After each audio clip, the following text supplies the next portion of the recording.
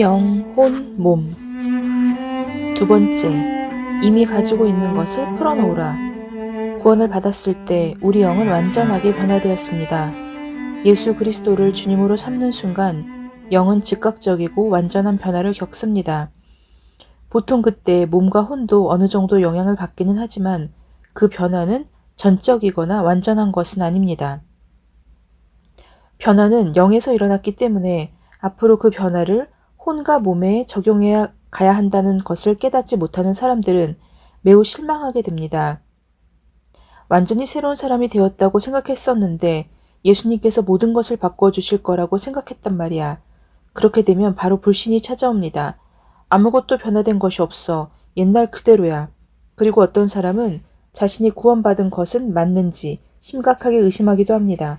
또 어떤 사람은 구원받았다는 것은 믿지만 이 땅에 사는 동안 과연 그 구원의 유익을 경험하고 누릴 수 있는지 의심합니다. 그러나 우리 영은 완전하게 변화되었다는 것이 진리입니다. 지금은 하나님께로부터 뭔가를 얻어내는 과정이 아닙니다. 그리스도인으로 살아가는 데 필요한 모든 것은 이미 우리의 영 안에 완전한 상태로 존재합니다. 바로 이 순간 내 영은 영원한 천국에서의 모습만큼 완벽하고 완전합니다. 천국에 도착해서 지금의 영 대신 새 영을 받지도 않을 것이며 우리가 가진 영은 더 이상 성숙해질 필요도 없고 더 이상 완전해질 필요도 없으며 이 땅의 어떤 오염으로부터 더 이상 깨끗하게 될 필요도 없습니다. 우리 영은 바로 지금 이 순간 예수님만큼 완벽하고 성숙하고 완전합니다. 신앙생활의 중심축. 거듭난 이후에 신앙생활은 새롭게 하는 것과 풀어놓는 것으로 이루어집니다. 생각을 새롭게 하여 하나님의 말씀을 믿으면 내 혼은 내 영 안에서 이미 일어난 일에 동의하게 됩니다. 하나님의 영적 거울 안에 있는 모습에 내 혼을 맞춰갈 때 영 안에 이미 존재하고 있는 것들이 혼과 몸으로 풀어져 나오게 되는 것입니다. 이것이 바로 구원의 유익을 누리는 방법입니다. 영과 혼이 합이되면 하나님의 생명을 누리게 됩니다. 나의 거듭난 영은 이미 하나님의 모양을 따라 그분의 형상대로 완전하게 변화되었기 때문에 항상 하나님 편에 섭니다. 내 혼이 내 영의 뜻을 맞추면 혼은 영과 한편이 되어 몸에게 2대1로 승리합니다. 그렇게 되면 항상 다수가 소수를 지배하는 법이기 때문에 나의 혼과 몸은 내 영 안에 있는 승리와 능력과 생명을 누리게 되는 것입니다. 반면 내 혼이 내 몸의 뜻을 맞추면 다수가 지배하는 법칙에 의해 영으로부터 물리적인 영역으로 흘러나오던 초자연적인 생명의 흐름은 막히게 되고 나는 자연적인 영역의 지배를 받게 됩니다. 하나님의 말씀이 아닌 시각, 미각, 청각, 후각, 촉각에 내 혼을 맞추는 것은 내 안에 존재하는 하나님의 생명을 누리지 못하게 나 자신을 막아서는 일이 됩니다.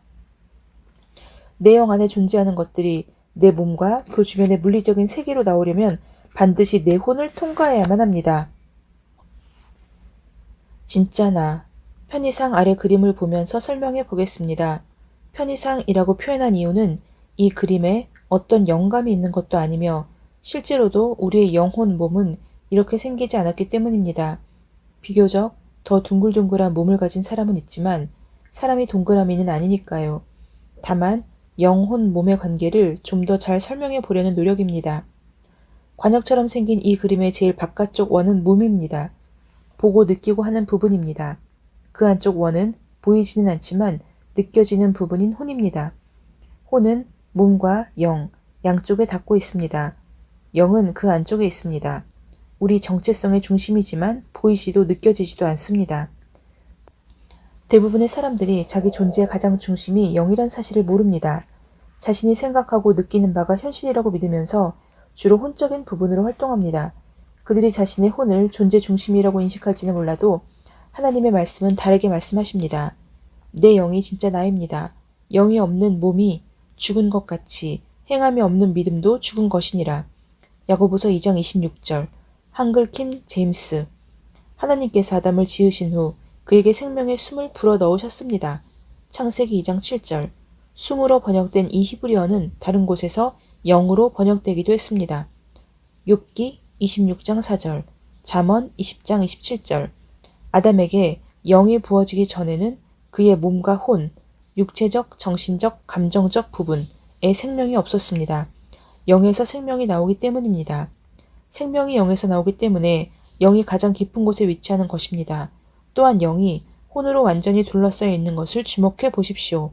그렇기 때문에 영은 물리적인 몸에 직접 접근할 수 없습니다. 세 개의 링으로 된 두 번째 그림 역시 영과 몸이 바로 연결되지 않았음을 보여줍니다. 그래서 영으로부터 몸으로 가는 모든 것들은 반드시 정신적, 감정적 부분인 혼을 통과해야만 합니다. 당신의 밸브는 열려 있습니까? 다음 파이프 그림에서는 한쪽 끝은 영을, 한쪽 끝은 몸을 나타냅니다. 이 둘 사이에서 밸브 역할을 하는 것이 바로 혼입니다. 이 밸브를 열면 영에 있는 것들이 몸으로 흘러갈 수 있습니다. 이 밸브가 얼마나 열려 있냐에 따라 생명의 흐름이 실개천 같은지, 작은 물줄기 같은지, 아니면 커다란 강과 같은지 결정됩니다. 요한복음 7장 38절. 밸브가 잠겨 있을 때는 영에서 몸으로 가는 생명의 흐름이 차단됩니다. 이것은 거듭난 그리스도인이 어떻게 행해야 하는지 보여주는 아주 훌륭한 그림입니다. 우리 영에는 예수 그리스도를 죽은 자 가운데서 살리신 바로 그 능력이 동일하게 내재되어 있습니다. 에베소서 1장 18절로 20절.